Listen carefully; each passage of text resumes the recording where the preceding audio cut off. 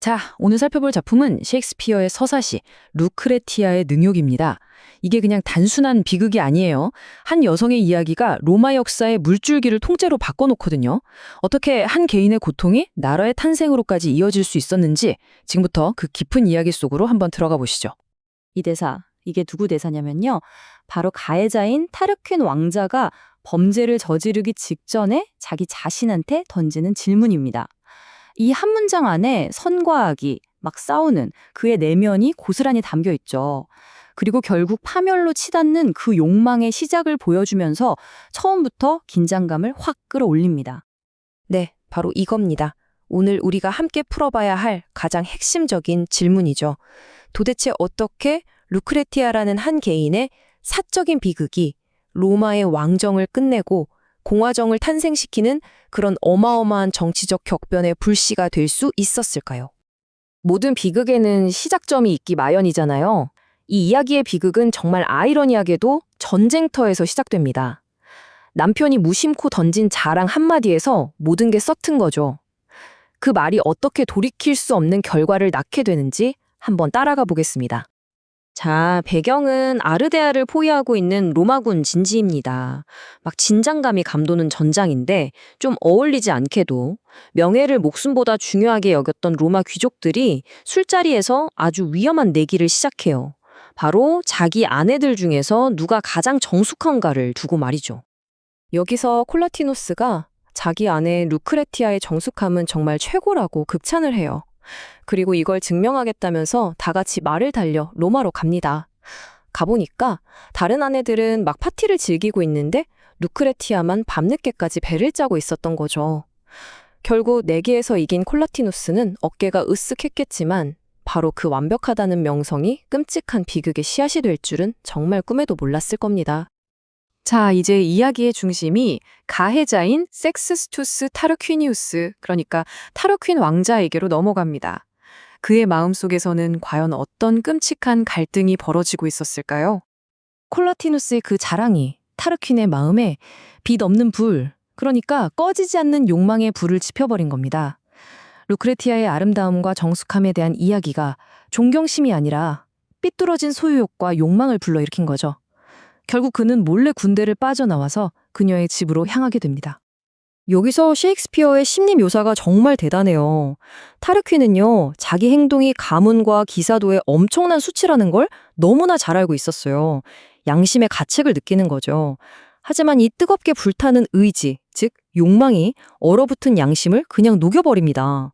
이 내적인 싸움에 대한 묘사가 인간 본성의 어두운 면을 정말 날카롭게 파고들죠. 결국 어떻게 됐을까요? 욕망이 이성을 완전히 압도해버립니다. 이게 어떤 도덕적, 사회적 파장을 불러올지 뻔히 알면서도 자신의 의지를 꺾지 못하고 결국 루크레티아를 덮치고 말죠. 이 순간 한 개인의 기극은 이미 정해진 수순이나 다름없었습니다.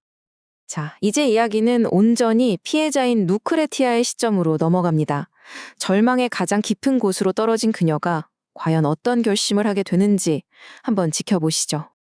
홀로 남겨진 루크레티아는 정말 씻을 수 없는 수치심과 절망에 빠지게 됩니다. 우리가 여기서 기억해야 할 게 있어요. 당시 로마에서 여성의 정절은 그냥 개인의 덕목이 아니었습니다. 가문 전체의 명예와 직결되는 문제였거든요. 그러니 그녀의 고뇌는 단순히 개인적인 차원을 넘어서 남편과 가문, 그리고 이 사건이 사회에 미칠 파장까지 아주 깊어질 수밖에 없었죠. 그렇게 길고 긴 고뇌의 밤이 지나고 그녀는 한 가지 결론에 도달합니다. 여기 나오는 이 구절이 바로 그녀의 비장한 결심을 그대로 보여주는데요. 자신의 죽음을 통해서 더럽혀진 건 육체일 뿐 정신은 결코 순결을 잃지 않았다는 걸 증명하고 이 불명예를 씻어내댔다는 거죠. 여기서 진짜 중요한 건요, 루크레티아의 행동이 전혀 충동적이지 않았다는 점입니다. 이 깊은 절망 속에서도 굉장히 계획적으로 움직여요. 증인을 부르고 진실을 전부 폭로하고 복수를 맹세하게 한 다음에 자신의 죽음으로 그 맹세에 힘 실어주는 거죠. 이 4단계 계획을 보면 그녀의 의지가 얼마나 강했는지 알 수 있습니다. 자, 이제 루크레티아의 계획이 실행에 옮겨집니다. 그녀의 죽음이 어떻게 한 개인의 비극을 넘어서 모든 걸 바꿔버리는 공적인 사건으로 번져나가는지 한번 보시죠. 가족들이 도착하고 모든 게 정말 숨가쁘게 전개됩니다. 루크레티아는 아주 침착하게 가해자의 이름을 딱 밝히죠. 그리고 모두가 보는 앞에서 스스로 목숨을 끊습니다. 바로 그 순간 거기 있던 브루투스가 그녀의 가슴에서 피 묻은 칼을 뽑아들고 복수를 맹세하는데요. 이 지점에서 개인의 비극이 정치혁명의 서막으로 완전히 전환되는 겁니다. 여기서 아주 극적인 반전이 일어나죠. 바로 브루투스라는 인물입니다. 그는 늘 좀 어리석은 척 행동하면서 폭군 타르퀸 왕의 의리심을 피해왔거든요. 그런데 이 순간 그 가면을 벗어던지고 본 모습을 드러내는 겁니다. 그는 루크레티아의 비극이 왕의 폭정에 분노하던 사람들의 마음을 하나로 묶을 절호의 기회라는 걸 직감한 거죠.